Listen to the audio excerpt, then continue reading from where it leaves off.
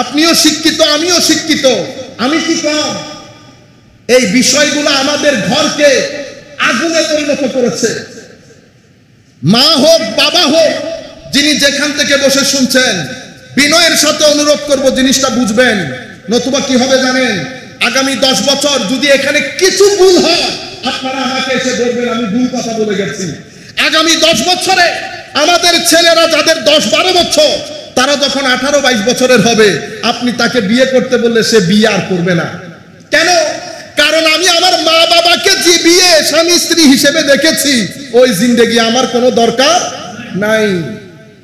বিয়ে প্রথা যখন এক্সাক্ট আমরা ইউরোপকে ফলো করতেছি, কিছু টিভি নাটক, কিছু জিনিসপত্র, আমার ইনকাম কত আমার স্ত্রী বুঝবে না। কিছুদিন আগে আমার এক বন্ধু বলতেছেন এত টাকা দিয়ে ফ্ল্যাট, আমি বলতেছি ঢাকা শহরে তুই এত টাকা দিয়ে কেন ফ্ল্যাট কিনলি? খাবি কোত্থেকে? বাংলাদেশে চিকিৎসা অনেক এক্সপেন্সিভ, কাউকে যদি মেডিকেলে ভর্তি করাইতে হয় তুই তো ভিক্ষা করতে হবে, তো করলে করবো কেন? তোর দরকার হইলে ফ্ল্যাট কামড়ে কামড়ে খাবো। আপনারা কি হয়েছে বুঝতে পেরেছেন? মানে আমার বোনের উনার কেউ একজন ফ্ল্যাট কিনেছে, উনিও বলেছে ফ্ল্যাট আমাকেও কিনতে হবে। এটা জাহান্নামের রাস্তা সুগম করতেছে। আপনারা এই কাজগুলা করে ঘরের মধ্যে শান্তি বিনষ্ট করে দিয়েছে। নাই দিন যতই স্মার্ট হন কোনো লাভ নাই। আমার নবীর দিন বাদে, নামাজ বাদে, তিলাওয়াতে কোরআন বাদে, জিক্রে ইলাহি বাদ দিয়ে আপনি আল্লাহর দরবারের মধ্যে শান্তিতে জীবন যাপন করবেন, এই মহালাস, এটা অসম্ভব। যতই স্মার্ট হন, যারা আপনাদের সমাজে পারফেকশনিস্ট হিসেবে পরিচিত, এক ব্যক্তি পারিবারিকভাবে শৃঙ্খলাপূর্ণ জীবন যাপন করে না, আমরা তাদেরকে আমাদের সমাজের মডেল বানিয়ে দিয়েছি। সম্মানিত উপস্থিতি, এই জায়গাগুলো থেকে আমাদেরকে যদি ফেরত না আসি, মা বোনেরা আমরা মিলে পরিবারের মধ্যে যদি শান্তি প্রতিষ্ঠা করতে আমরা ব্যর্থ হই, আগামী 10 থেকে 15 বছরের মধ্যে বাংলাদেশের ছেলেরা মেয়েরা ইউরোপ কান্ট্রির মতো আর বিয়ে করতে চাইবে না। বিয়ে করব শান্তির জন্য। বিয়ে যদি আগুনের গোলা হয়, ছেলে যদি ঘরে ফিরতে না চায়, আর মেয়ে যদি হাজবেন্ড ফেরত আসবে এই ভয়ে দিন যাপন করে, এই জীবনের কোনো দরকার আছে? আমাদের 10-15 বছর পিছনে চলে গেলে হায় হায় কি ওবিডিয়েন্স স্বামী স্ত্রীর মধ্যে, সেটা 15 বছরের মধ্যে মাথা খেয়েছে। এটা আমাদের ফিতনার কারণ হয়েছে। সামাজিকভাবে ডিপ্রেশন আমাদের মহামারী হয়ে যাচ্ছে। ছেলেরা আরা ফুটবল খেলা খায়, প্রত্যেকদিন মাইরও খায়, গরত মাই পরিবারক এলাকার বাইরে দিয়ে জেডাই নদূরে বাসুকে লই ইউথ তুন স্কুলে তাই সিদি সার হলে মাইলে তো উস করে, উজুর হলে মাইলে উস করে না, ইদারে দৈর্য দে দরাত মারে দে। এতগুলা মাইর খাওয়ার পরেও আমাদের জীবনে আমরা কখনো বলি নাই বোরিং লাগতেছে। প্রত্যেকটা ছেলের মুখে 10 থেকে 15 বছরের ছেলে বলে বোরিং লাগতেছে। এটা খতরনাক। বোরিং লাগতেছে মানে আপনি আত্মহত্যার প্রথম স্টেজের মধ্যে আছেন, এটার শেষ স্টেজ হচ্ছে আত্মহত্যা। আমাদের মুরব্বীদেরকে জিজ্ঞেস করেন দেখি ডিপ্রেশন কি ওনারা জানেন কিনা, কিন্তু আমাদের প্রত্যেকটা ছেলে ডিপ্রেস। অর্থনৈতিকভাবে চতুর্দিকে সুদমুখী, ঘুষমুখী সব কিছু মিলে আমাদেরকে ফিতনার সমুদ্রের মধ্যে ফেলে দিয়েছে। আউযু বিল্লাহি মিনাশ শাইতানির রাজীম। বিসমিল্লাহির রহমানির রহিম। আলহামদুলিল্লাহ, আলহামদুলিল্লাহি রাব্বিল আলামিন, ওয়াল আকিবাতু লিল মুত্তাকিন, والصلاة والسلام على سيدنا ومولانا محمد النبي الأمين المكين الكريم الحنين الرؤوف الرحيم وعلى آله وأصحابه أجمعين. أما بعد، فقد قال الله تعالى عز وجل في القرآن الكريم: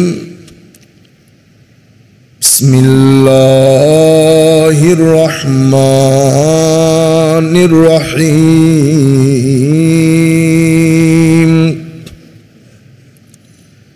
إن الله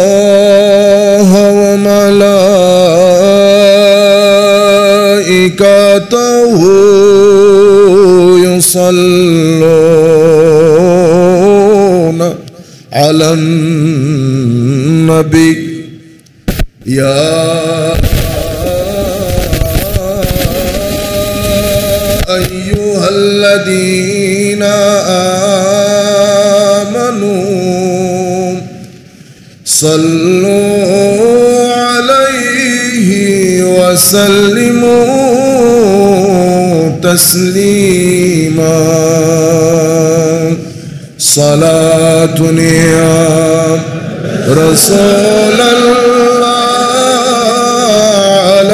عليكم سلام يا حبيب الله عليكم صلاة يا رسول الله عليكم سلام يا علیکم تیری نسل پاک میں ہے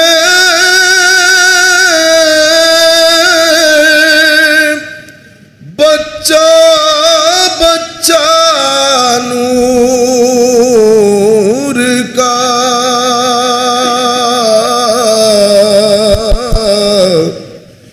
تو ہے عین نور تیرا سب گھرانہ نور کا صلاۃ یا رسول اللہ علیکم سلام یا حبیب اللہ علیکم هو الحبیب الذی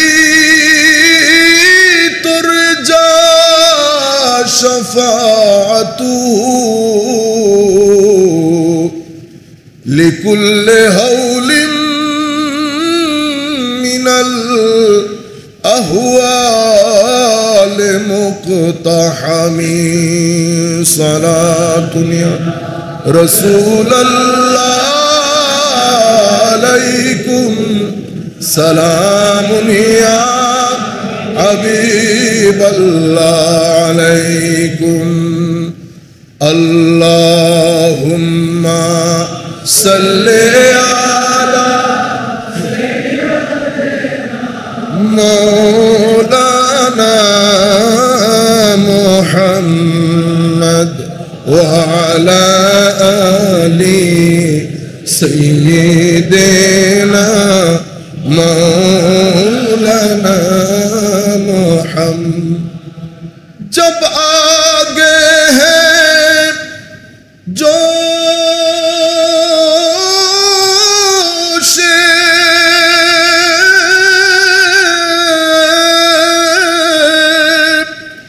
رحمت پہ ان کی آنکھیں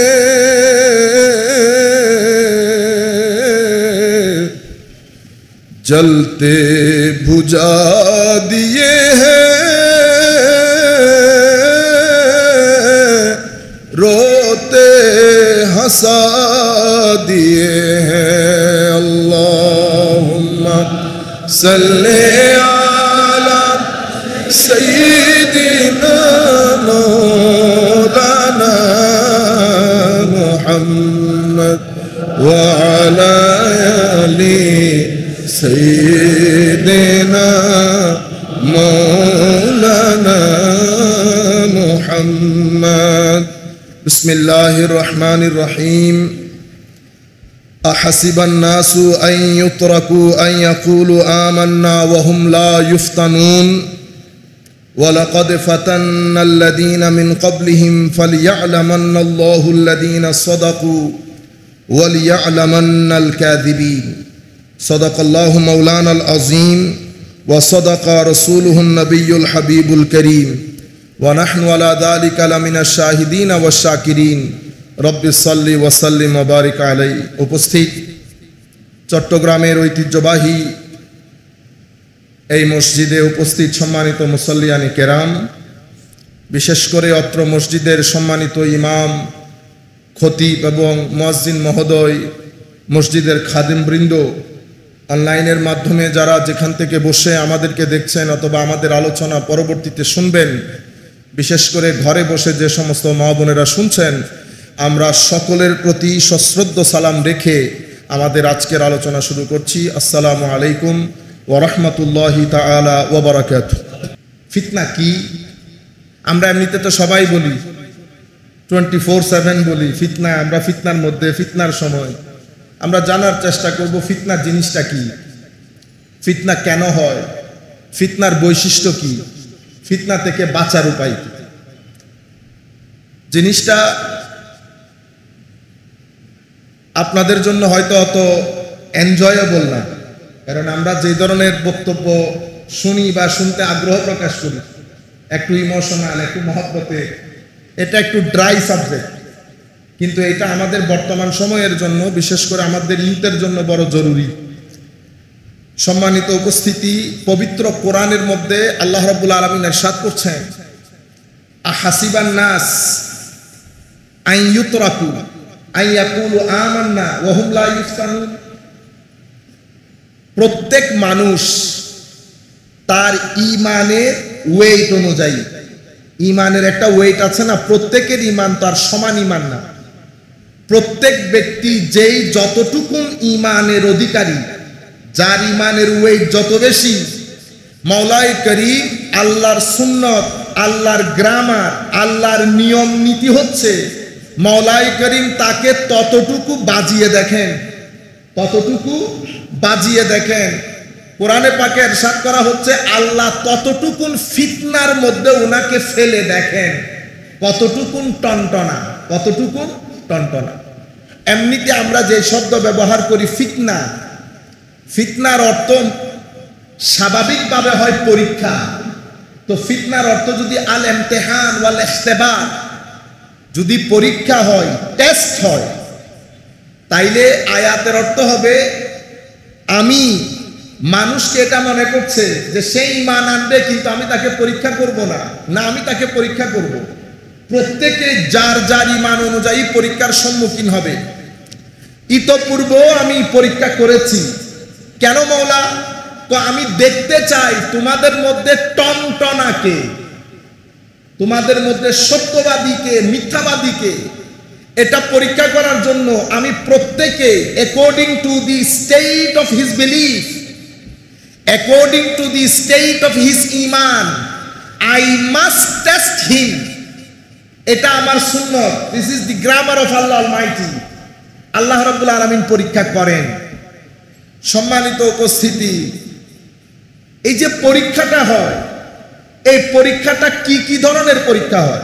আমি ইউথদেরকে বিশেষ করে বলছি, আমাদের মুরব্বিয়ানে হাজারাত হয়তো জানেনও না, বর্তমানে বাংলাদেশে গত 10 বছরে সুইসাইড রেট, আত্মহত্যা অনেক বেশি বেড়ে যাচ্ছে, এবং আগামী 10 বছরে এই আত্মহত্যার রেট কোথায় গিয়ে দাঁড়ায় আল্লাহ পাক ভালো জানেন।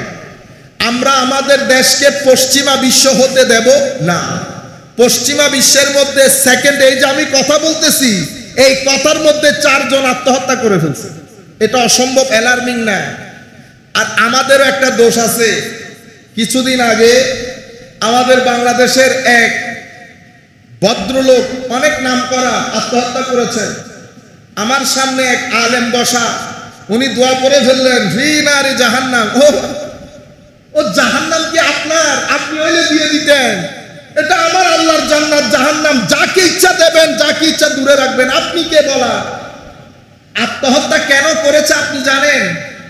তো হুজুর এটা জানতে হবে। আল্লাহ, আপনি আজকে বাসায় গিয়ে আপনার ছেলেকে বলবেন গুগল থেকে ডিপ্রেশন বের করতে। ডিপ্রেশন বলে কাকে?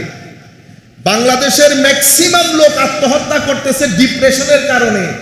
তো ডিপ্রেশন এটা তো একটা রোগ, ওনার তো নিজের উপর কোনো কন্ট্রোল নাই।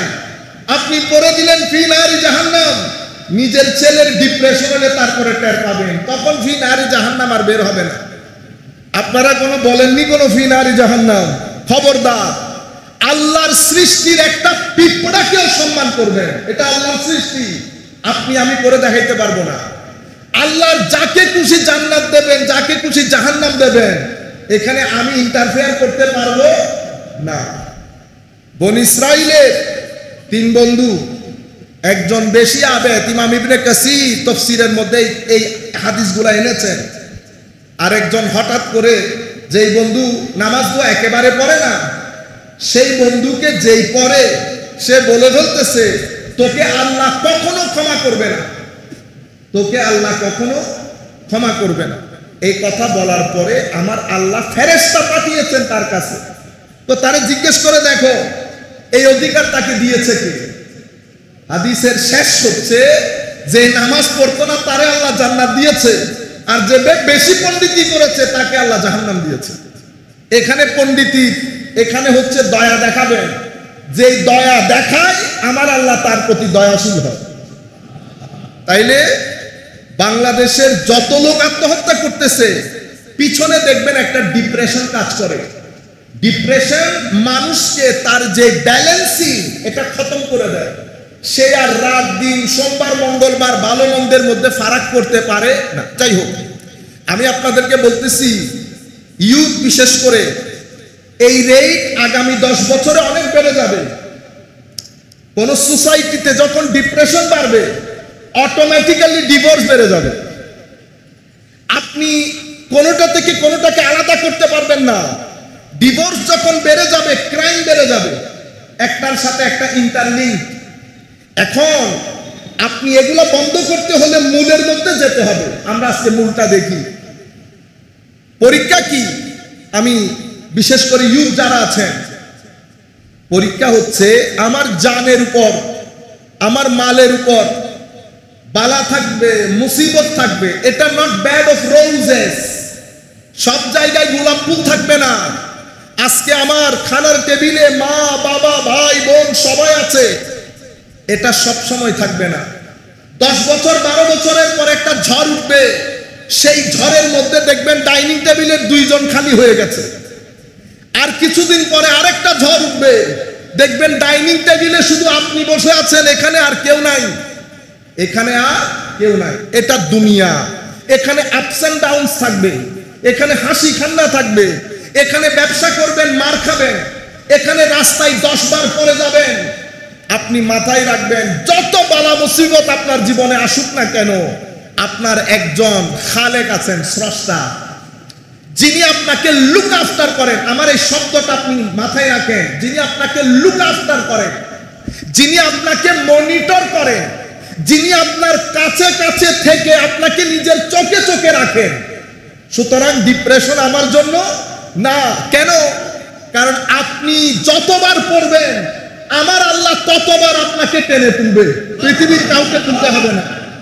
তাওয়াক্কুল খতম হয়ে গেছে, আল্লাহর উপর ভরসা খতম হয়ে গেছে।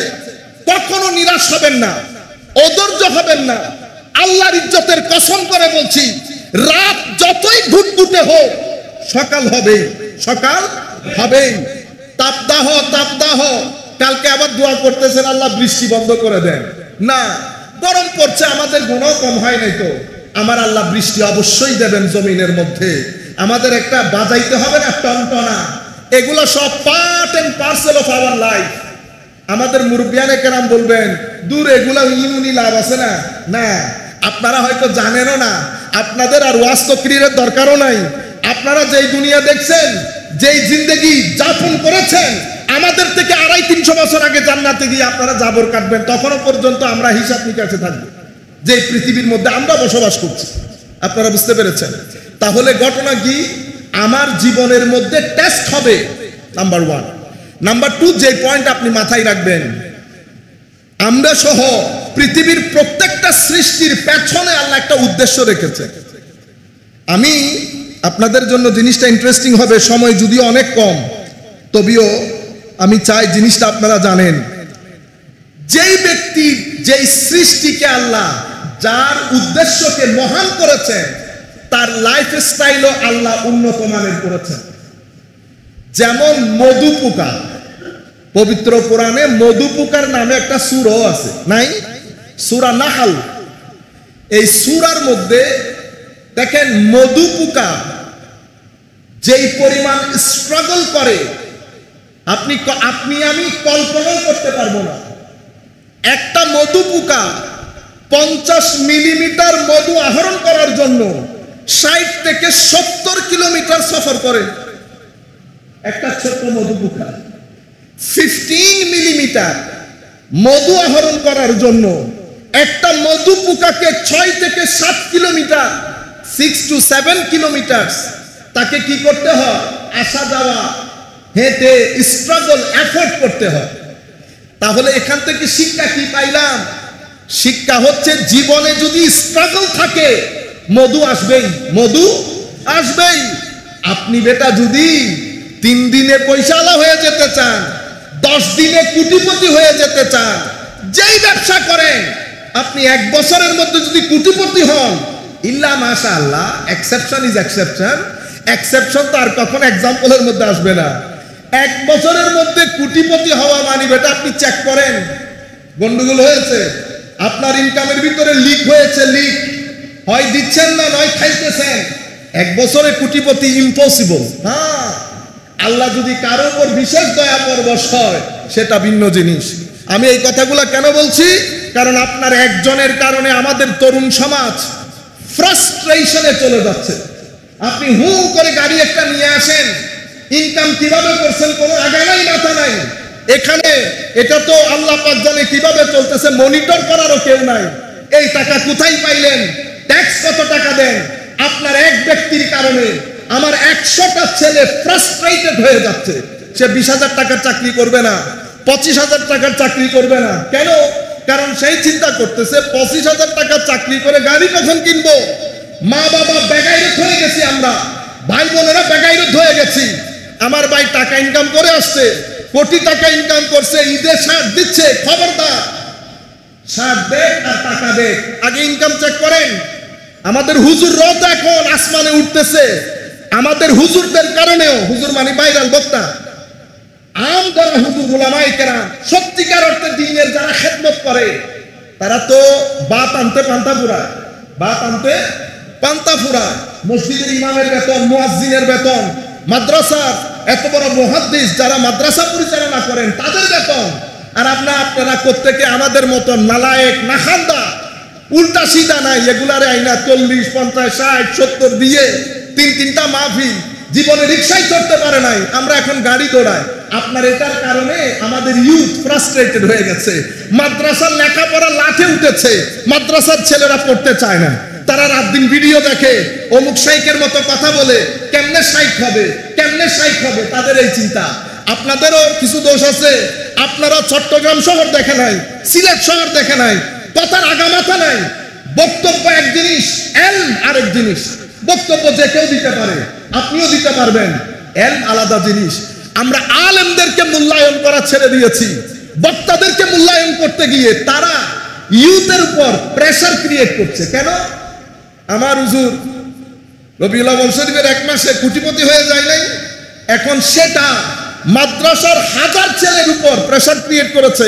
মাদ্রাসার ছেলেরা এখন আর পড়তে চায় না, রাত্রে ভিডিও দেখে শুধু, অমুক শাইখের মতো কেমনে কথা বলবে, কাপড় কেমনে পরবে, লেখাপড়া লাঠে উঠছে। সমাজের এই অসঙ্গতিগুলা আমাদের ছেলেদের মধ্যে ফ্রাস্ট্রেশন এবং ডিপ্রেশনের হার দিন দিন বাড়িয়ে দিচ্ছে। আল্লাহ রাব্বুল আলামিন আমাদেরকে হেফাজত করুক। বলতে যেটা চেয়েছিলাম, মধু পোকা স্ট্রাগল করতে হয়। স্ট্রাগল ছাড়া যদি টাকা আসে, সেই টাকা আপনাকে শান্তি দেবে না, আপনার শান্তি কেড়ে নেবে। আচ্ছা, মধু পোকাকে মধু আহরণ করতে দিয়েছে, লম্বা কথা, আমি সহজ করে আপনাদেরকে বলছি। আমার আল্লাহ বলছেন, এই মধু ফিহি শিফাউল লিন্নাস, এই মধুর মধ্যে মানুষের সমস্ত রোগে নিরাময় নিহিত আছে। যত রোগ। এক ব্যক্তি এসে বলতেছেন, ইয়া রাসূলুল্লাহ আমার ছেলের পেট ব্যথা, কো মধু খাওয়াও। আবার আয়েশা বলতেছি, ইয়া রাসূলুল্লাহ পেট ব্যথা বেড়ে গেছে, কো মধু খাওয়াও। কো ইয়া রাসূলুল্লাহ আরো বেড়ে গেছে, কো না কি বেড়ে গেছে। আল্লাহর কালাম কখনো অসত্য হইতে পারে না।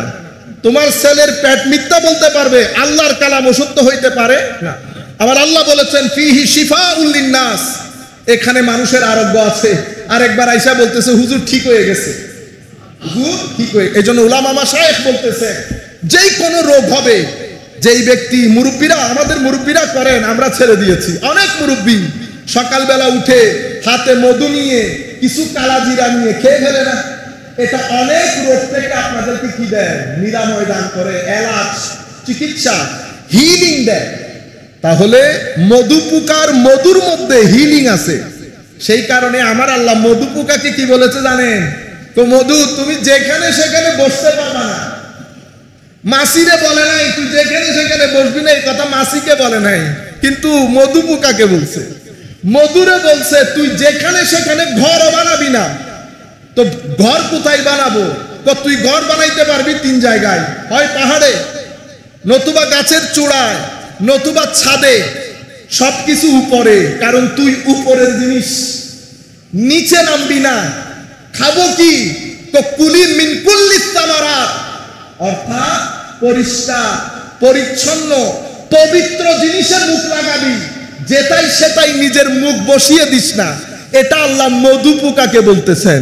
তো মধু পোকার হাল যদি এটা হয়, আবার কি বলে, এরপরে চলাফেরার সময় তোমার যে নেভিগেশন সিস্টেম, যেখানে চলাফেরা করবা, খবরদার ভদ্রতার সাথে, ডিসিপ্লিনের সাথে। মধু পোকাকে কয়টা কমান্ডমেন্ট দিয়েছে? এখন এখানে আমাদের জন্য শিক্ষা আছে না? মধু তো মধু পোকা, আমরা কি? তো আমরা আশরাফুল মখলুকাত। তো আশরাফুল মখলুকাতের জন্য এবার ডাইরেকশনটা কি হবে?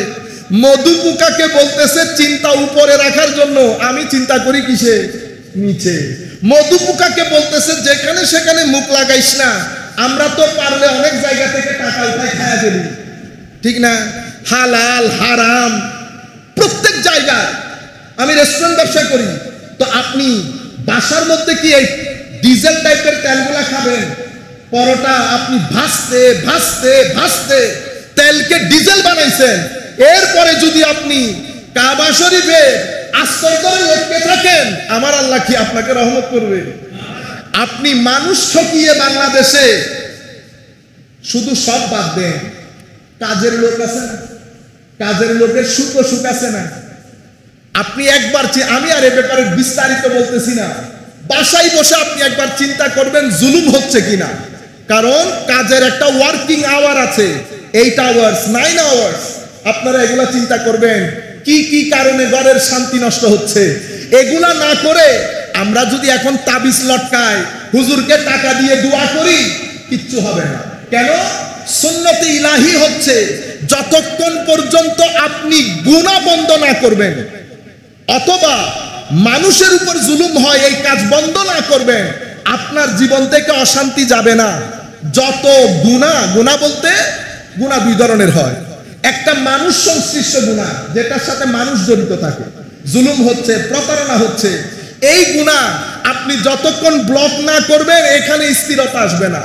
আরেকটা গুনাহ আমি নিজের উপর নিজে জুলুম করি, এটা আমার আল্লাহ ক্ষমা করে দেন, রহমানুর রহিম। কিন্তু যেটার সাথে মানুষ জড়িত সেটা এখানে করে আপনি যদি বলেন আমি এই বছরে ইতিকাফ মদিনা শরীফ করব, কাবা শরীফের পাশে ইমামের সাথে করে করব, ইমাম তো ইমাম, ইমাম তো ইমাম। আপনি জুলুম করার পরে আমার নবীর সাথেও যদি চলেন, আমার নবী কি বলেছে? মক্কা শরীফ থেকে যখন মদিনা শরীফে আমার নবী হিজরত করছেন, আমার নবীর সাথে আরো কিছু লোক হিজরত করেছে। সাহাবায়ে কেরাম হচ্ছে ফানাফির রাসূল, আমার নবীর জন্য ফানা। সাহাবায়ে কেরাম সবার দৃষ্টি আমার নবীর দিকে, আর এদের দৃষ্টি ভিতরে মদিনা শরীফের মধ্যে বিয়ে করবে, ব্যবসা করবে। ওই কারণে হিজরত করছে নবীর সাথে, নিয়তের কারণে আমার নবী ঘোষণা দিচ্ছেন ফাহিজরাতুহু ইলা মা হাজারা ইলাইহি, তাদের হিজরত হবে না। যেই কারণে তারা হিজরত করছে, আল্লাহ তাদেরকে তাদের জাযা দেবে। আপনারা বুঝতে পেরেছেন? এই জায়গায় আমাদের চিন্তা করতে হবে। আমরা আবার আসি, এতটুকুন বুঝতে পেরেছি, জীবনের মধ্যে দুঃখ দুর্দশা, আপস এন্ড ডাউনস এগুলা থাকবে, এটা পার্ট অফ লাইফ, এটা ফিতনা। এটা ছাড়া আমরা এই পৃথিবীর নদী পার হতে পারবো না। তবে এই অবস্থার মধ্যে মাথায় রাখবেন, মালিক ও মৌলা যাকে আমরা স্মরণ করি না। আমরা তো এখন এত বড় বড় ইন্টেলেকচুয়াল হয়ে গেছি, এত বড় বড় আধুনিক জ্ঞান বিজ্ঞানী হয়ে গেছি, আমরা এখন আল্লাহ সেকেন্ডারি। ও ভাই, আপনি সেকেন্ডারি। পৃথিবীর মানুষ সত্যের সন্ধানে পাগল প্রায়। পৃথিবীর বড় বড় বৈজ্ঞানিক ডক্টর মরিস বুখাইলের মতো ব্যক্তি ফেরাউনের লাশ যখন পেয়েছে, বক্তব্য দীর্ঘায়িত হয়ে যাচ্ছে। ফেরাউনের লাশ পাওয়ার পরে সংক্ষিপ্ত করে বলি, ডক্টর মরিস বুখাইল মিশর থেকে ফেরাউনের লাশ নিয়ে গেছে, সায়েন্টিস্ট হয়ে গেছে। আমি ডক্টর মরিসের কথা বলতেছি, one of the most renowned scientist in his time till today. Doctor Maurice বুখাইলকে সেই পরিমাণ সম্মান দেওয়া হয়। উনি মিশরে নিয়ে গেছেন ফেরাউনের লাশ, পরীক্ষা নিরীক্ষা করে বুঝতে পেরেছেন এই ব্যক্তি মারা গেছে সমুদ্রের ঢেউয়ে প্রচন্ড আঘাতে এই ব্যক্তির মৃত্যু হয়েছে। এটা গবেষণা, এটা উনার গবেষণা। এরপরে উনি বুঝতে পেরেছেন যেহেতু মিশরের কোন ফেরাউন পানিতে ডুবে মরে নাই, শুধু মুসা আলাইহিস সালামের ফেরাউন পানিতে ডুবে মরেছে। উনি যেহেতু খ্রিস্টান ধর্মের লোক, বাইবেল চেক করে দেখছে, বাইবেল দেখে ওনার মাথা খারাপ হয়ে গেছে। বাইবেল বলতেছে ফেরাউন এবং ফেরাউনের সঙ্গী সাথী সবাই ডুবে মরে গেছে, বিনাশ হয়ে গেছে, ডেস্ট্রয় হয়ে গেছে। এখন উনি বলতেছেন সায়েন্সের সাথে তো বিজ্ঞান মিলতেছে না। সায়েন্স আমার গবেষণা বলতেছে এটাই মুসা আলাইহিস সালামের ফেরাউন, কিন্তু ধর্ম বলতেছে ফেরাউন ডুবে বিনাশ হয়ে গেছে। পাতা পাগল হয়ে গেছে না? এই কথা উনি সৌদি আরবের রিয়াদে তৎকালীন একটা কনফারেন্সের মধ্যে আর্টিকেল পেপারগুলো পড়তেছেন। সেখানে একজন স্কলার বলেছেন দাঁড়িয়ে, স্যার আমি আপনাকে একটু কারেক্ট করি। কি কারেকশন? তো কোন ধর্ম কি বলেছে জানি না, আমার কোরআন বলছে ফেরাউনকে আল্লাহ বিনাশ করে নাই, সমস্ত ফেরাউনের সঙ্গী সাথী পানিতে ডুবে গেছে, ফেরাউন মারা গেছে, কিন্তু ফেরাউনকে আল্লাহ ডুবতে দেয় নাই, ভাসিয়ে তুলেছে। কোরআন বলছে ফেরাউনের লাশ কিয়ামত পর্যন্ত পৃথিবীর মানুষের কাছে থাকবে, যাতে মানুষ ফেরাউনকে দেখে শিক্ষা গ্রহণ করতে পারে। এটা বলার পরে ডক্টর মরিস বুখাইল চোখ বড় করে হতচকিত হয়ে যায়। উনি বলছেন এটা কোন কিতাব? তো এটা মুসলমানদের আল কুরআন। তো আপনি আমাকে ভার্স বা আয়াত দেখাইতে পারবেন?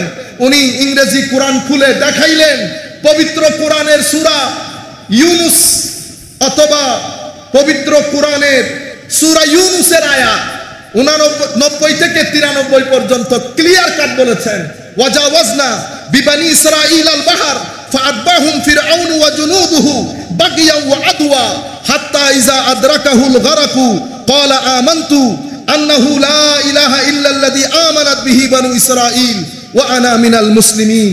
এই আয়াতের মধ্যে একটার পর একটা আয়াতের মধ্যে আল্লাহ বলছে ফেরাউন তার সঙ্গী সাথী মুসা আলাইহিস সালামের পিছন লেগেছে, সবাই পানিতে ডুবে গেছে। ফেরাউন চেয়েছে ঈমান আনয়ন করতে, আমি বলছি এখন আর ঈমান আনলে হবে না। তখন আল্লাহ তৃতীয় আয়াতের মধ্যে বলছেন আলিয়াউমা ফালিয়াউমা নুনাজ্জিকা বিবাদানিকা লিতাকুনা লিমান খালফাকা আয়া। আজকে আমি তোমার শরীরকে সংরক্ষণ করলাম যেন পরবর্তীতে আগত মানুষের জন্য তুমি শিক্ষা হও। আমার আল্লাহ বলছেন এই পুরা সিচুয়েশনের মধ্যে যারা চিন্তাশীল মানুষ, গবেষক মানুষ, যারা বৈজ্ঞানিক, তাদের জন্য নিদর্শন রয়েছে। আপনারা বুঝতে পেরেছেন?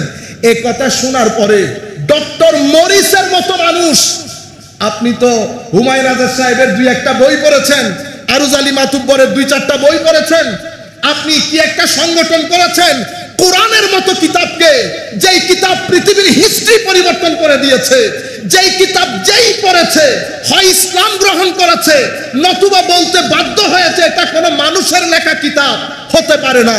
সেই কোরআন আমরা ঘরের মধ্যে ফেলে রাখি। বাংলাদেশের 90% মুসলমান কোরআন বুঝা তো দূরের কথা, পড়তেই পারি না। কোরআন পড়তেই পারি না। আল্লাহর আসমান ভেঙে যে আমাদের উপর পড়তেছে না, এটা তো আল্লাহর বড় দয়া, আল্লাহর বড় দয়া। 23 বছর আমার নবী বিছানায় পিঠ লাগাইতে পারে না, কোরআনের আয়াত নাজিল হয়, নবী কোরআনকে পৃথিবীর আনাচে কানাচে পৌঁছিয়ে দেওয়ার জন্য নবী নিজেও ঘুমান নাই, সাহাবায়ে কেরামকে ঘুমাইতে দেন নাই। সেই নবীর উম্মত হয়ে ফিতনা ছাড়া, ফাসাদ ছাড়া হিংসা ছাড়া, বিদ্বেষ ছাড়া আমরা আর বাংলার জমিন অন্য কিছু করতে পারছি? ডক্টর মরিস মুসার জমিনের ফেরাউনকে পৃথিবীবাসীর সামনে তুলে ধরে হাজার মানুষকে ইসলাম কবুল করার পথ সুগম করছে। আর আমরা কি নিজের রাতে বিছানায় পিঠ লাগিয়ে চিন্তা করবেন নবীর দরবারে যদি হাজির হয় আমার নবী আমার থেকে মুখ লুকিয়ে ফেলবেন না আমাকে দেখে মুস্কি হাসি দেবেন? প্রত্যেকের মনিটর, কেউ কাউকে বলতে হয় না, আমরা আমাদেরকে মনিটর করে দেখব। এখানে কেউ বড় কেউ ছোট, মনে রাখবেন উদ্দেশ্য একটা, যাত্রা একটা, রাস্তা একটা, নেভিগেশন একটা, ডেস্টিনেশন একটা। আমরা চলে যাব, কবরে উঠব, অতঃপর হাসরে উঠব। এটা আমাদের আসল জায়গা। আমরা কিছু দুনিয়া, কিছু টাকা পয়সা, লোভ, লালসা সবকিছু আমাদেরকে আখিরাত ভুলিয়ে দিয়েছে, কবর ভুলিয়ে দিয়েছে। তরুণ প্রজন্মকে দেখলে বোঝাই যায় না তারা আসলে মুসলমান কিনা, তারা এখানে কেন এসেছে। তাদের 24 ঘন্টার জীবনের মধ্যে আমার আল্লাহ নাই, রসুল নাই। কখনো আমার নবীর বিরহে কারো চোখ ভিজেছে? বাংলার জমিনে এমন ইউথের সংখ্যা কমে যাচ্ছে। একদিকে দিন মুছে যায়, আরেকদিকে আমাদের কিছু তরুণ আমাদেরকে নতুন ধর্ম শিখাইতে আসে। মসজিদগুলোর মধ্যে ফিতনার বাজার গরম, ফাসাদের বাজার গরম। আমরা কান মুছরাইতে পারি না। আমার নবী বলছে জ্ঞান উঠে যাবে, জাহেলদের দুনিয়া হবে, মূর্খরা বসে ফতোয়া দেবে। সেই জমানা আসে নাই? এই সমস্ত গুলো আমাদের জন্য একটা ফিতনার কারণ হয়েছে। আমরা একজন সুন্নত পালন করি, করে কি মনে করি উইবে যাদে ঠিক ন, মানে হ্যাঁ বাপ ইবে মরি গেলে সুজা যান না, তুইবে মরি গেলে হরজে বুঝে হদিব দিন তো সুন্নত আছে না। চোখ বন্ধ করার পর দেখা যাবে আল্লাহর কোর্টের মধ্যে কে দামি আর কে দামি না। ডক্টর আল্লামা ইকবাল, আমি আল্লামা বলতেছি না, এখন প্রত্যেকে বলে না, হাশমি সাহেব হুজুর বলেন নাই ডক্টর আল্লামা, দাড়ি ছিল, কিন্তু প্রত্যেকেই বলছেন আল্লামা। কেন? কারণ হাইট ওই ধরনের ছিল।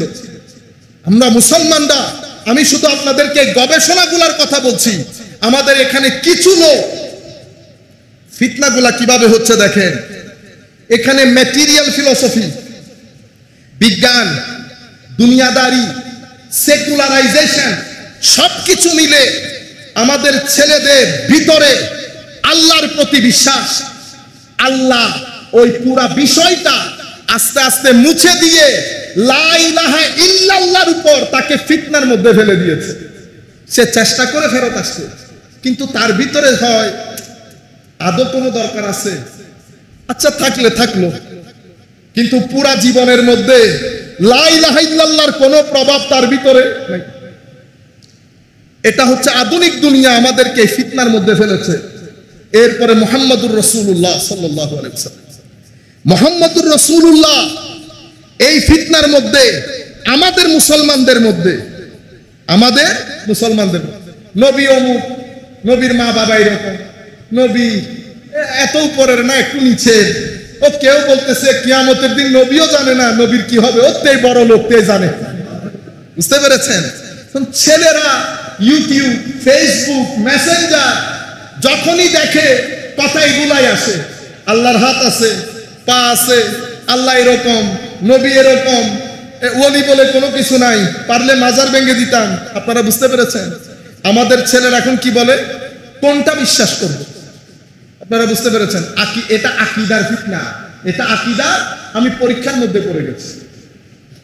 এর পরবর্তীতে আমলের ফিতনা। একে তো আমল করিই না, কারণ যখন ম্যাটেরিয়াল সোসাইটি হয়, আল্লাহ রাব্বুল আলামিন থেকে আপনার বিশ্বাসের যে গ্রিপ সেটা যখন একটু একটু করে লুজ হয়, তো মানুষ আস্তে আস্তে আমল বিমুখ হয়ে যায়। তোর মধ্যে আবার আমলের মধ্যে এসে আমাদের কিছু ভাই মসজিদের কোণার মধ্যে বসে আমিন জোরে বলবো, হাত এমনি তুলবো, এটা বেদাত, এটা শিরক, তারাবি পড়বো না, শবে বরাত নাই, অমুক সমুক বলি না। ফিতনা হয়ে গেল না? ছেলে আসতেছে মসজিদের মধ্যে, বন্ধুর সাথে দেখা, মানে বেগাইরতির একটা সীমা থাকে। বেগাইরতির হাশমি সাহেব হুজুরের মতো ব্যক্তি শবে বরাত পালন করতে পারলো, আপনি বেটা 2 টাকার পুঁটি মাছ। আমাদের মতো লোক, আপনি চিন্তা করে দেখেন তো, আমার নবী বলছে জ্ঞান উঠে যাবে, ফিতনার আমাদের জন্য জ্ঞান উঠে যাবে। তো জ্ঞান কেমনে উঠবে? খুব বড় বড় আলেম দুনিয়া থেকে চলে যাবে, জ্ঞানও উঠে যাবে। পরে কি হবে? কম মূর্খের হাতে ধর্ম চলে যাবে, যেভাবে গেছে এখন। তো মূর্খ সে না জেনে ফতোয়াবাজি করবে। ঠিক আমার নবী মনে হয় যেন বর্তমান পৃথিবীকে আমাদের সামনে স্ট্যাক্স করে পাঠাচ্ছে যে মূর্খ না জেনে ফতোয়া দেবে। আপনারা বুঝতে পেরেছেন? এটা আমাদেরকে ফিতনার মধ্যে ফেলে দেবে। ছেলে আসতেছে সবে বরাতে, কার কোন সময় কোন তকরিরের মাধ্যমে হেদায়েত নসিব হয় আমি তো জানি না। বন্ধু বলতেছে যাইস না, গেলে শিরক বেদাত হয়ে যাবে, বড় গুনাহ হয়ে যাবে। মসজিদে আইসা সবে বরাত করলে বড় গুনাহ হয়ে যাবে। ইন্না লিল্লাহি ওয়া ইন্না। মানুষের কিছু গায়রত থাকে, কিছু হায়া লজ্জা লাজ শরম থাকে, আমাদের এতটুকুন পর্যন্ত চলে গেছে। এই জিনিসগুলো আমাদেরকে ফিতনার আবরণের মধ্যে ফেলে দিচ্ছে। আমি কথা সংক্ষিপ্ত করছি। আখলাক, চরিত্র, অশ্লীলতা, আর্ট, কালচার, নাটক, সিনেমা, নিচে নামতে নামতে আর নিচে নামার জায়গা নাই। আমরা নামাজ দোয়া পড়ি, কিন্তু ফেসবুক, টুইটার এই সমস্ত জিনিস অন করে সাথে সাথে আমার ঈমানের নূর যেটা আমরা ইনকাম করি সেটাকে ড্যামেজ করে যাচ্ছে। সেটা আমাদেরকে ফিতনার মধ্যে ফেলে দিচ্ছে, আকীদার মধ্যে, আমলের মধ্যে, আখলাকের মধ্যে। এরপরে রয়েছে পারিবারিক ফিতনা। প্রত্যেকের ঘরের মধ্যে আগুন আছে না? আগুন কেউ কাউকে মানে না, কারণ এখন তো সম অধিকারের জমানা। আপনিও শিক্ষিত, আমিও শিক্ষিত, আমি কি কম? এই বিষয়গুলো আমাদের ঘরকে আগুনে পরিণত করেছে। মা হোক, বাবা হোক, যিনি যেখান থেকে বসে শুনছেন, বিনয়ের সাথে অনুরোধ করব জিনিসটা বুঝবেন। নতুবা কি হবে জানেন? আগামী 10 বছর যদি এখানে কিছু ভুল হয়, আপনারা আমাকে এসে বলবেন আমি ভুল কথা বলে গেছি। আগামী 10 বছরে আমাদের ছেলেরা যাদের 10-12 বছর, তারা যখন 18-22 বছরের হবে, আপনি তাকে বিয়ে করতে বললে সে বিয়ে আর করবে না। কেন? কারণ আমি আমার মা বাবাকে যে বিয়ে স্বামী স্ত্রী হিসেবে দেখেছি, ওই জিন্দেগি আমার কোনো দরকার নাই। বিয়ে প্রথা যখন এক্সাক্ট আমরা ইউরোপকে ফলো করতেছি, কিছু টিভি নাটক, কিছু জিনিসপত্র, আমার ইনকাম কত আমার স্ত্রী বুঝবে না। কিছুদিন আগে আমার এক বন্ধু বলতেছেন এত টাকা দিয়ে ফ্ল্যাট। আমি বলতেছি ঢাকা শহরে তুই এত টাকা দিয়ে কেন ফ্ল্যাট কিনলি? খাবি কোত্থেকে? বাংলাদেশের চিকিৎসা অনেক এক্সপেন্সিভ। কাউকে যদি মেডিকেলে ভর্তি করাইতে হয় তুই তো ভিক্ষা করতে হবে। তো করলে করবো কেন? তোর দরকার হইলে ফ্ল্যাট কামড়ে কামড়ে খাবো। আপনারা কি হয়েছে বুঝতে পেরেছেন? মানে আমার বোনের ওনার কেউ একজন ফ্ল্যাট কিনেছে, উনিও বলেছে ফ্ল্যাট আমাকেও কিনতে হবে। এটা জাহান্নামের রাস্তা সুগম করতেছে। আপনারা এই কাজগুলা করে ঘরের মধ্যে শান্তি বিনষ্ট করে দিয়েছে। নাই দিন, যতই স্মার্ট হন কোনো লাভ নাই। আমার নবীর দিন বাদে, নামাজ বাদে, তিলাওয়াতে কোরআন বাদে, জিক্রে ইলাহি বাদ দিয়ে আপনি আল্লাহর দরবারের মধ্যে শান্তিতে জীবন যাপন করবেন, এই মহালাস, এটা অসম্ভব। যতই স্মার্ট হন, যারা আপনাদের সমাজে পারফেকশনিস্ট হিসেবে পরিচিত, এক ব্যক্তি পারিবারিকভাবে শৃঙ্খলাপূর্ণ জীবন যাপন করে না, আমরা তাদেরকে আমাদের সমাজের মডেল বানিয়ে দিয়েছি। সম্মানিত উপস্থিতি, এই জায়গাগুলো থেকে আমাদেরকে যদি ফেরত না আসি, মা বোনেরা আমরা মিলে পরিবারের মধ্যে যদি শান্তি প্রতিষ্ঠা করতে আমরা ব্যর্থ হই, আগামী 10 থেকে 15 বছরের মধ্যে বাংলাদেশের ছেলেরা মেয়েরা ইউরোপ কান্ট্রির মতো আর বিয়ে করতে চাইবে না। বিয়ে করব শান্তির জন্য। বিয়ে যদি আগুনের গোলা হয়, ছেলে যদি ঘরে ফিরতে না চায়, আর মেয়ে যদি হাজবেন্ড ফেরত আসবে এই ভয়ে দিন যাপন করে, এই জীবনের কোনো দরকার আছে? আমাদের 10-15 বছর পিছনে চলে গেলে হায় হায় কি ওবিডিয়েন্স স্বামী স্ত্রীর মধ্যে, সেটা 15 বছরের মধ্যে মাথা খেয়েছে। এটা আমাদের ফিতনার কারণ হয়েছে। সামাজিকভাবে ডিপ্রেশন আমাদের মহামারী হয়ে যাচ্ছে।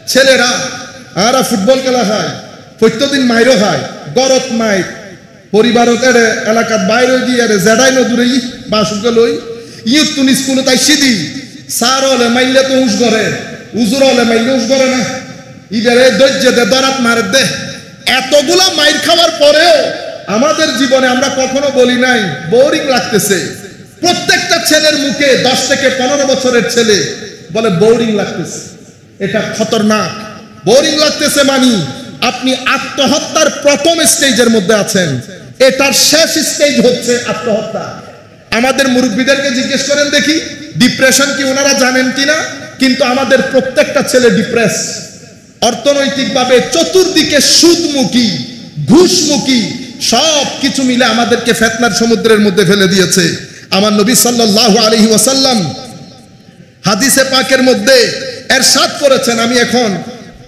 4-5 মিনিটের মধ্যে যেহেতু শেষ করতে হবে আমার নবী ফিতনার বৈশিষ্ট্য বর্ণনা করেছেন ফিতনাগুলা কিরকম হবে তো এগুলা রাতের অন্ধকার যেমন দিনের আলোকে আবৃত করে ফেলে অন্ধকার কেমন হয় ভয়ের হয় কনফিউশনের হয় কিছু দেখা যায় না কোন রাস্তায় হাঁটবেন বোঝা যায় না ঠিক তো আমার নবী বলছেন ফিতনার চাদরে তোমরা এভাবে আবৃত হয়ে যাবে কোনটা সত্য কোনটা মিথ্যা ফারাক করতে পারবে না সত্য রাস্তায় যেতে গিয়ে অন্ধকারের মধ্যে কি দেখা যায় পুকুরে পড়ে গেছে যেতে চেয়েছে সৎ রাস্তায় আপনারা করতেছেন না সৎ রাস্তা ভালো রাস্তা কিন্তু এই ভালো রাস্তায় যেতে গিয়ে মসজিদে মারামারি হচ্ছে তার মানে পুকুরে পড়ে গেছেন নালা নর্দমায় পড়ে গেছেন আমার নবী সাল্লাল্লাহু আলাইহি ওয়াসাল্লাম ইরশাদ করছেন ফিতনার চাদরে এভাবে আবৃত হয়ে যাবে যেভাবে রাতের অন্ধকার দিনের আলোকে আবৃত করে ঘুটঘুটে অন্ধকার করে দেয়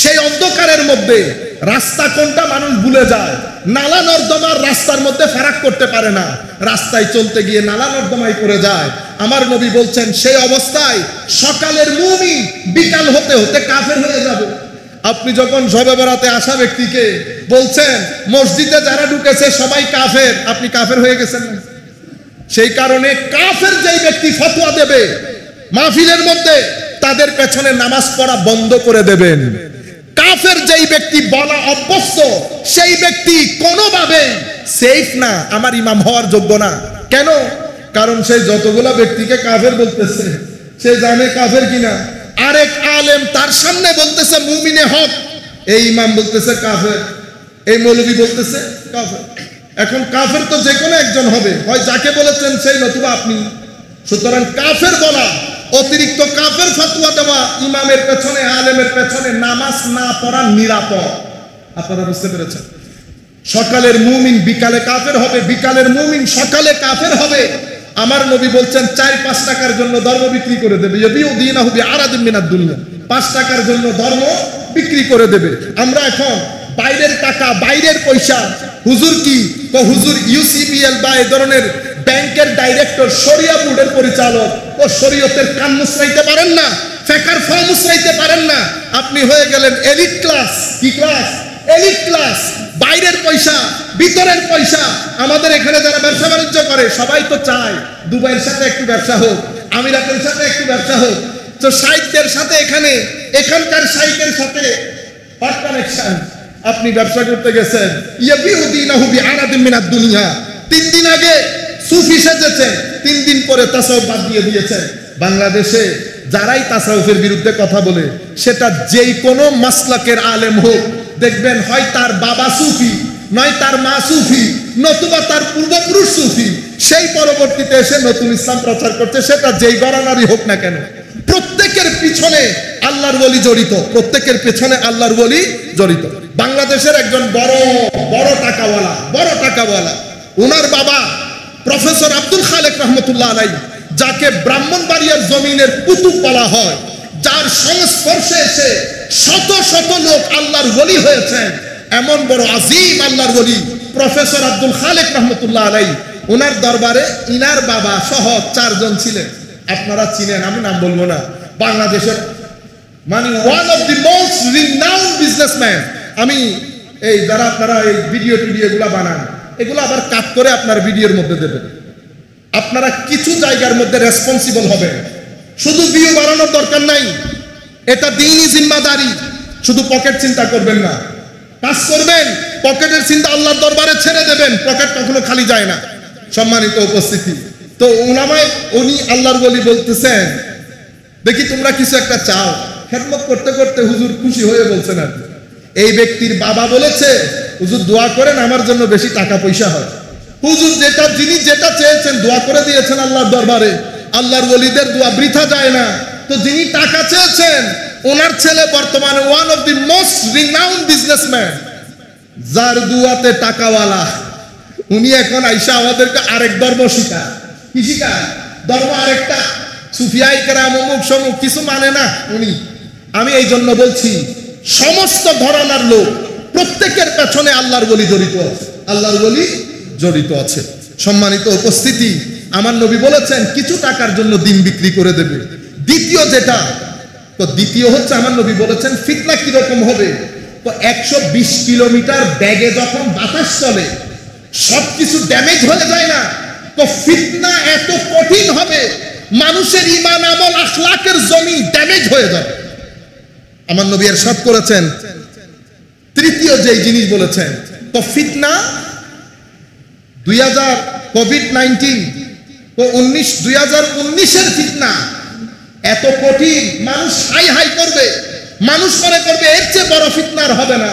তো 2020-এ যে ফিতনা আসবে 19-এর ফিতনাকে মানুষ পানি মনে করবে। ইউরাক্কিকু বাদুহা বাদা, একটার চেয়ে একটা বড় হবে, একটার চেয়ে একটা বড় হবে। আমার নবী সাল্লাল্লাহু আলাইহি ওয়াসাল্লাম এই ফিতনাগুলা বলা পরে, এখন ফিতনা হয় কেন, আপনি ফিতনার মধ্যে পড়তেছেন কেন? প্রথম বিষয় মূর্খতা। আমাদের বাপদাদা যারা ছিলেন তারা মসজিদের মধ্যে শিক্ষা গ্রহণ করেছেন, কোরআন শরীফ পড়তে পারেন, শরীয়ত জানেন, উলামায়ে কেরামের মজলিসে আসা যাওয়া, মসজিদের ইমাম খতিব যারা থাকতেন সময়ের বুজুর্গ ব্যক্তি ছিলেন। সেই থেকে আমাদের তরুণ প্রজন্ম বঞ্চিত, তারা শরীয়ত বুঝে না। তাদেরকে যখন বলে হুজুরের কথার দরকার কি, হাদিস শরীফ আছে তো, এখন সে তো আর অত কিছু বুঝে না। সে তো এটা বুঝতেছে না যে মেডিকেল কলেজের বই নিয়ে ঘরে পড়লে ডাক্তার হওয়া যায় না, অ্যারোনটিক্যাল ইঞ্জিনিয়ারিং এর বই ঘরে পড়লে অ্যারোনটিক্যাল ইঞ্জিনিয়ার হওয়া যায় না। এতটুকুন বুদ্ধি বিবেচনা তার ভিতরে নাই। সে তো শান্তি চাচ্ছে, সেই শর্টকাট ওয়েতে ব্যস্ত ঢুকে যায়। তার এখানে 12 রাকাতের দরকার নাই, তো 12 রাকাত জোহরের নামাজও আল্লাহ মাফি দিয়ে দেবে। ও ভাই এগুলো বাজেগুলো মৌলবীদের করা, 4 রাকাত পড়লে হয়, তার জন্য সুইটেবল হয়েছে না, ওয়াও 4 রাকাত। যদি আপনি বলেন জোহর পড়তে হয় না, মাঝে মধ্যে পড়লে হয়, সে আরো খুশি হবে, সে আরো খুশি হবে। তারাবির মধ্যে 20 ও বা 20 রাকাত বা মাফি দিয়ে দেবে। কেন না, এগুলো মৌলবীদের বানানো। 8 রাকাত পড়লে হবে, ভালো লাগছে না এখন? তো 8 রাকাত ইন্না তয়না কুল হুয়াল্লাহ দিয়ে পড়লে বেশিতে 5 মিনিট। এরপরে আরেক দল আইসা বলতেছে আসলে তারাবি নাই, সে বলতেছে নাই বললে আরো ভালো, এশার নামাজ পড়ে ঘরে চলে যাবে। আপনারা বুঝতেছেন? শর্টকাট ওয়েতে আমরা এখন এত হাসল চাই না। আল জাহাল, মূর্খতা আমাদেরকে কিসের ভিতরে নিমজ্জিত করে? ফিতনার মধ্যে। এর পরবর্তীতে দ্বিতীয় বড় জিনিস যেটা হাওয়া নফস, আমাদের ভিতর জগৎ পচে গেছে। আমাদের মুরব্বীদের জমানায় মা বাবা সবাই ভালো মানুষ ছিল, একজন একটু নরম হলেও আরেকজনের সুহবতে এসে কি হয়ে গেছে, আগুন আরো বেশি করে গেছে। মসজিদের ইমাম বুজুর্গ মানুষ, এলাকার মধ্যে কিছু মুরব্বী বড় বুজুর্গ মানুষ ছিল, মা বাবা তাহাজ্জুদ পড়ে, পাঞ্জেগানা নামাজ পড়ে, আমার ভিতরে নূর একটু কম হলেও আরেক নূরের সঙ্গে স্পর্শে আমি একটু একটু জ্বলে জ্বলে উঠতেছি। বর্তমান জমান আপনি দেখেন, আমাদের চোখ, আমাদের কান, আমাদের মুখ, এই 3টা জিনিসকে মনিটর করেন, আমাদের নফস পচে সারকার হয়ে গেছে। সেই কারণে আমার আল্লাহ কোরআনে পাকের মধ্যে বলছেন আফারাআইতা মান ইত্তাখাযা ইলাহাহু হাওয়া, হাবিব আপনি দেখেন নাই যারা নিজের নফসকে নিজের আল্লাহ বানিয়ে ফেলেছে। নফস যা বলে তা, নফস বলেছে বোন ছেড়ে দিতে বোন ছেড়ে দিয়েছি, নফস বলেছে এলাকা ছেড়ে দিতে এলাকা ছেড়ে দিয়েছি, নামাজ ছেড়ে দিতে নামাজ ছেড়ে দিয়েছি। বস আমাকে আমার ভিতরের জগৎ যা বলে আমি করতেছি না, নফসের পূজা বলে এটাকে। এই নফসের পূজা আমাদেরকে আল্লাহ থেকে, রসুল থেকে সরাইতে আমাদেরকে ফিতনায় নিমজ্জিত করেছে, আর বের হওয়ার সুযোগ নাই। তৃতীয় যে জিনিস আত্মাসাদ্দুদ, গোড়ামি, আমি বাদে কেউ কিনা শুদ্ধ না। এটা আপনার মধ্যে আসলে আপনিও দুঃখে পড়ে যাবেন। আমার নবী ইরশাদ করেছেন হালাকাল মুতানাত্তিউ, মুতাসাদ্দিদ যারা, গৌড়া যারা, তারা ধ্বংসপ্রাপ্ত। আমার নবী আল্লাহ বলেছেন কোরআনে পাকের মধ্যে, আল্লাহ দ্বীনের মধ্যে কোনো বক্রতা রাখেন নাই, কৈঠিন্য রাখেন নাই।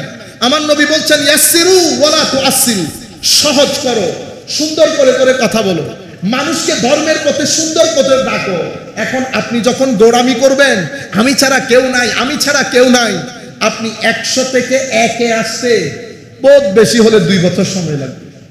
আপনি মানুষকে কনভিন্স করতে পারবেন না। মুতাসাদ্দিদ গোড়া ব্যক্তি কখনো এই দাওয়াত আরেকজনের কাছে পৌঁছাইতে পারে না। সেই ব্যক্তি কখনো দাওয়াতের কাজে সফল হয় না যেই ব্যক্তি নিজে বাদে কাউকে মুসলমান মনে করে। আমার নবী মুতাসাদ্দিদ না হইতে বলেছে ইয়াসসিরু, সহজ করে দাও, ওয়ালা তুআসসিরু, দিনকে কঠিন করিও না, বাশশিরু, সুন্দর সুন্দর কথা বলো, সুসংবাদ দাও, কোনো অসুবিধা নাই, আল্লাহ মাফ করে দেবে। এখন আপনি তারে কি বলতেছেন? পরে আল্লাহ মাফ করলে দুনিয়া উল্টে যাবে। ওরে বাপ রে বাপ, এগুলো আমরা বলি, আমরা বলি। তো একজন বলতেছে তোমারে আল্লাহ মাফ করলে দুনিয়া ভেঙে পড়বে। ও আল্লাহ ফেরাউনকে পর্যন্ত মাফ করে দিত যদি শানে মুসাবির মধ্যে বেয়াদবি না হইত। আল্লাহ ফেরাউনকে মাফ করে দিত যদি মুসা আলাইহিস সালামের শানে বেয়াদবি না হইত। নবীর শানে, ওলির শানে, উলামা মাশায়েখের শানে, মা বাবার শানে বেয়াদবি করলে তওবা নসিব হয় না। আপনারা বুঝতে পেরেছেন? এই বিষয়গুলোর কারণে আমাদের এখান থেকে এই 3টা জিনিস পাইলেন। চতুর্থ জিনিস, বহির্বিশ্বের শত্রু যারা অনেক টাকা পয়সা খরচ করে আমাদের তরুণ প্রজন্মকে দ্বীন ইসলাম থেকে দূরে রাখার জন্য। কারণ পৃথিবীব্যাপী এখন ধর্ম বিরোধী একটা সংগ্রাম চলছে। কেন? পৃথিবী চায় পৃথিবীর কোন অঞ্চলে যেন ধর্ম না থাকে, থাকলেও মানুষের ঘরে ঘরে থাকে। এটা পৃথিবীর বর্তমান মিশন, পৃথিবীর ভিশন, পৃথিবীর মুভমেন্ট। কিন্তু পৃথিবীর সমস্ত ইউথ তাদের স্ব ধর্ম ছেড়ে দিয়েছে। কিছু ধর্ম শুধু সিনেমার মধ্যে বেঁচে আছে, কিছু ধর্ম তাদের টেম্পলের ভিতরে ঢুকে গেছে। শুধুমাত্র ইসলাম, শুধুমাত্র মুসলমান ইউথ ধর্মমুখী, নামাজমুখী মসজিদের মধ্যে তরুণ প্রজন্ম আসে, সেটা বাংলাদেশে হোক, আমেরিকা হোক, ইংল্যান্ড হোক, এটা কিন্তু পৃথিবী সহ্য করছে না। পৃথিবী টাকা খরচ করছে, পৃথিবী তার মতো করে। এই যে মসজিদের মধ্যে ফিতনা ফাসাদ গুলা দেখেন, আমিন জোরে বলা নিয়ে, হাত তোলা নিয়ে, এগুলা বেশিরভাগ ক্ষেত্রে বহির্বিশ্বের শত্রুতা, বহির্বিশ্বের টাকা পয়সা। নতুবা আমি একটা প্রতিষ্ঠান দাঁড় করাইতে পারি না, আপনি 1 মাসের মধ্যে 10 প্রতিষ্ঠান দাঁড় করাই দেন, আমার জানতে ইচ্ছে করবে না টাকা আপনাকে কে দিয়েছে, কেন দিয়েছে? আল্লাহ আমাদের হামিও নাসের হোক। বক্তব্য একেবারে শেষের দিকে, আমি 2 মিনিটের মধ্যে শেষ করে দিচ্ছি। আমি শুধু বাঁচার উপায়টা 1 মিনিটের মধ্যে। সম্মানিত উপস্থিতি, আমি বাঁচবো কি করে? বাঁচার জন্য প্রথম বিষয় যেটা, কোরআন এবং সুন্নতের পথে ফেরত আসা। তো কোরআন সুন্নতের পথে কি আমি ফেরত যেতে পারবো? আমি আপনাদের কথা বলতেছি না, আমি ফেরত যেতে পারবো? আমি কেমনে ফেরত যাব? আমি কোরআন শরীফের একটা শব্দের অর্থ বুঝি না, আলহাকুমুত তাকাসুর বুঝি না, ওয়াইলুল লিকুল্লি হুমাজাতিল লুমাজা বুঝি না, আমি তো এতটুকুও বুঝি না। সূরা ফাতিহা তো কোরআন শরীফের প্রথম নাজিলকৃত সূরা না, এটা আবার কোরআনের প্রথমে এসে গেল কেন? আমাদের মুফতি ইব্রাহিম সাহেব হুজুর খুব সুন্দর করে বলেছেন। তো আমি এক ব্যক্তিকে বলেছি, সূরা ফাতিহা 2 বার নাজিল হয়েছে। কয়বার? 2 বার। কোরআন শরীফে কয়বার এসেছে? 1 বার। তো আপনি যদি সত্যিকার অর্থে হাদিস মানেন তো সূরা ফাতিহা কোরআনে পাকের মধ্যে 2 বার লিখতে হবে। আছে কয়বার? 1 বার। কোরআনের মধ্যে প্রথম আয়াত নাজিল হয়েছে ইকরা, কোরআনের প্রথম সূরা সূরা ফাতিহা। আপনি যদি বলেন হাদিস ছাড়া মানি না, তাইলে তো আপনি সূরা ফাতিহা না পড়ে আগে ইকরা পড়তে হবে। কারণ হাদিসের পাকের মধ্যে এসেছে যেটা আল্লাহর নবীর উপর প্রথম নাজিল হয়েছে সেটা ইকরা, আপনি পড়তেছেন সূরা ফাতিহা। সুতরাং আপনি যদি আমাকে বলেন কোরআন সুন্নতের দিকে ফেরত আসা, আমি পারবো না। আমি কোথায় ফেরত যাব? আমি জমিনের আলেমে রব্বানীদের কাছে জিজ্ঞেস করার জন্য। আপনারা বুঝতে পেরেছেন? আপনি না এখন বললেন আমিন জোরে আমিন আসতে, ব্যাংকে ফতোয়ার জটিলতা হয়ে গেছে, আপনার কাছে আসছি, গুগল থেকে ফতোয়া দিতে পারতেছেন? আমি পারতেছি না। কার কাছে গেছি জানেন?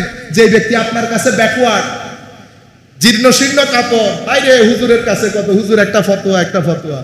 বেচারা রাতের মধ্যে বসে ফতোয়া লিখে, এক ব্যক্তির ফতোয়া 10 কোটি মানুষকে রাস্তা দেখা, এদেরকে আলেমে রব্বানী বলে। এটা সেই কারণে হযরতে আব্দুল্লাহ ইবনে মাসউদ রাদিয়াল্লাহু তাআলা আনহু বলছেন, প্রথমে কোরআন দেখবা, না পাইলে হাদিস দেখবা, না পাইলে সালফে সালেহিনে উম্মতের যারা পুণ্যবান উলামায়ে কেরাম তাদের মতামত দেখবা। এখন জাতিকে বোঝানো হয়েছে মৌলবীর মতামতের দরকার নাই, সরাসরি কোরআন সুন্নাহ। আপনারা বুঝতে পেরেছেন? সেটা আপনাদেরকে পথভ্রষ্ট করবে। কি করবে? পথভ্রষ্ট করবে। সম্মানিত উপস্থিতি, আখেরি যেটা আপনাকে ফিতনা থেকে বাঁচাবে সেটা কি? সেটা হচ্ছে তাকওয়া, পরহেজগারি। মানে আমার আল্লাহ পছন্দ করেন এমন কাজ যদি আপনি করেন, অপছন্দ থেকে বেঁচে থাকেন, ভিতরে আল্লাহ একটা টর্চ লাইট দিবেন। সে টর্চ লাইটের মাধ্যমে আপনি ভালো কোনটা, মন্দ কোনটা, সত্য কোনটা, অসত্য কোনটা। আল্লাহ রাব্বুল আলামিন আমাদের হামি ও নাসির হোক। মাওলাই করিম আমাদেরকে কবুল করুক। তরুণদের প্রতি বিশেষ অনুরোধ, আল্লাহর ওয়াস্তে আপনারা পাঞ্জে গানা নামাজ, আমি কবর হাসরের জন্য বলতেছি না, সেটা আল্লাহ দেখবে। আপনি দুনিয়ার মধ্যে যদি শান্তি চান, স্থিরতা চান, টেনশন মুক্ত জীবন চান, আপনি ধর্মবাদে মা বাবাও কান দিয়ে শুনেন।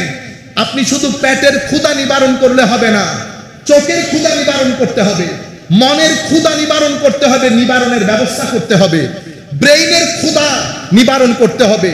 ব্রেইন দিয়ে যদি চিন্তা না করেন, ব্রেইন ড্যামেজ হবে।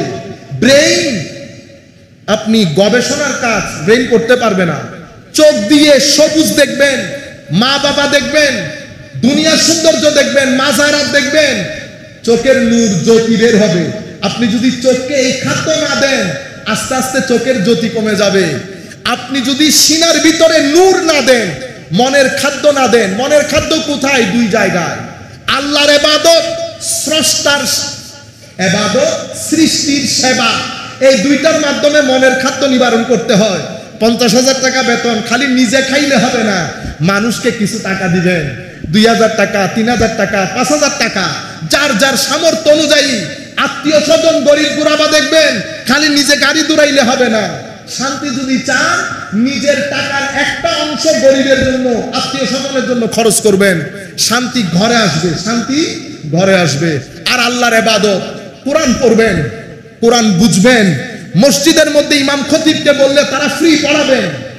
আপনারা আসল জিনিসগুলা না করে নকলের পিছনে না ছুটেন।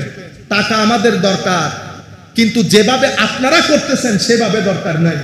আমার এখানে জীবন দুইটা, যেহেতু দুইটার জন্য প্রস্তুতি দরকার। আল্লাহ রাব্বুল আলামিন আমাদের হামি ও নাসির হোক। মাওলাই করিম আমাদেরকে কবুল করুক। আমি আজকে সময় 10 মিনিট বেশি নিয়ে ফেলেছি, ক্ষমা চাইতেছি আপনাদের কাছে, কারণ এই পরিবেশটা আর পাওয়া যায় না। আগামী জুমা তকবীরে থাকলে না। কিছুদিন আগে আমাদের এক পরিচিত, আমাদের ক্লাসমেট টাইপের মারা গেছে। এই 2-3 মাস আগে, আমি রাতে ঘুমাইতে পারি না। 2-3 মাস আগে খতন আইন করিব, হয়তো বা আইন করিব হইলে আইন জানা 12টা বাজে, খতনে 12টা বাজে হইলে 12টা বাজে, আমি বইতে একটু মানলে। কিন্তু 2-3 মাস আগের হতা হইল ই বিয়া ফরু মারা গেল। বুঝতে পেরেছেন? হায়াত মতো কোনো গালি না। আল্লাহর দরবারে বলি, আল্লাহ যেন আমাদেরকে ক্ষমা করে দেন, আল্লাহ যেন আমাদেরকে দুনিয়াতে ইজ্জত দান করেন, কবরে হাসরে আপনার প্যারা রাসূলের সাহারা দান করেন। আমাদের যারা মুরব্বিয়ানে হাজারাত আছে, তাদের ছায়া যেন আমাদের মাথার উপর দীর্ঘদিন পর্যন্ত থাকেন। জমিনের মধ্যে মুরব্বি নেহানে কেরামের কারণে আল্লাহর রহমত নাজিল হয়, জমিনের মধ্যে হাইওয়ানের কারণে আল্লাহর রহমত নাজিল হয়, জমিনের মধ্যে বাচ্চাদের কারণে আল্লাহর রহমত নাজিল হয়। সেই কারণে আমার নবী বলেছেন, মুরব্বিদেরকে সম্মান করবি, ছোটদেরকে আদর করবি। যারা মুরব্বিদেরকে সম্মান করে না, ছোটদেরকে আদর করে না, তারা আমার উম্মত না, তারা আমার উম্মত না। আল্লাহ রাব্বুল আলামিন আমাদেরকে বুঝার তৌফিক দান করুক। আমা আলাইনা ইল্লাল বালাগুল মুবিন। আসসালামু আলাইকুম ওয়া রাহমাতুল্লাহি তাআলা ওয়া বারাকাতুহু।